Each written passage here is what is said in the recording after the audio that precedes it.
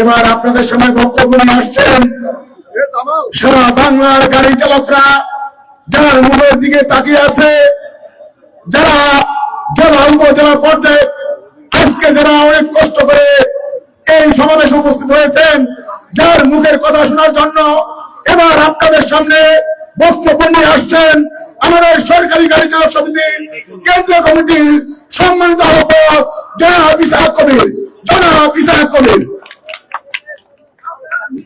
বিসমিল্লাহির রহমানির রহিম।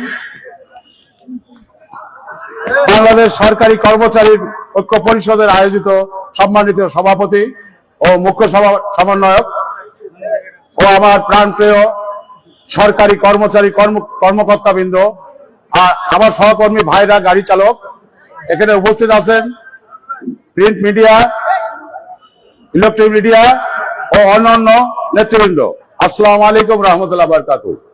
আমি দুটো কথা আপনাদেরকে স্মরণ করায় দিতে চাই। আমাদের দাবি দেওয়া তো শেষ হলো না।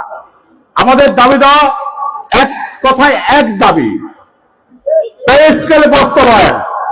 সেটা যদি করতে হয় তাহলে মাননীয় প্রধান উপদেষ্টার দৃষ্টি আকর্ষণ করে একটি কথা আপনাদের মাধ্যমে জানিয়ে দিতে চাই।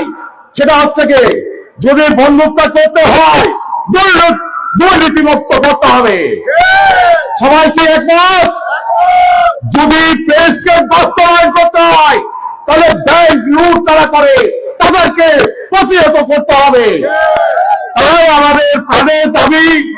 আপনারা ইতিমধ্যে বক্তব্য দিয়েছেন, আপনারা মনে রাখবেন এ দাবি শুধু আমাদের এই সরকারি এই 11 গ্রেড থেকে 20 গ্রেডের না, 1 থেকে 20 গ্রেড পর্যন্ত সবারই মনে প্রাণের দাবি।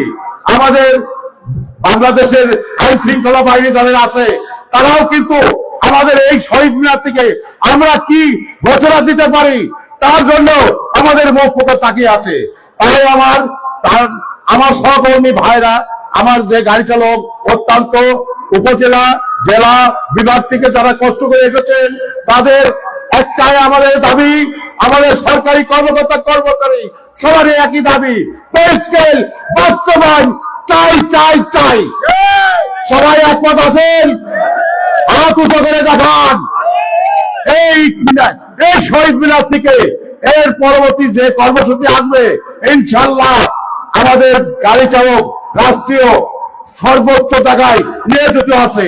যদি তাই হয় তাহলে এই গাড়ি চালকরা যে ঘটনা আসবে তার সাথে একমত পোষণ করবে ইনশাল্লাহ।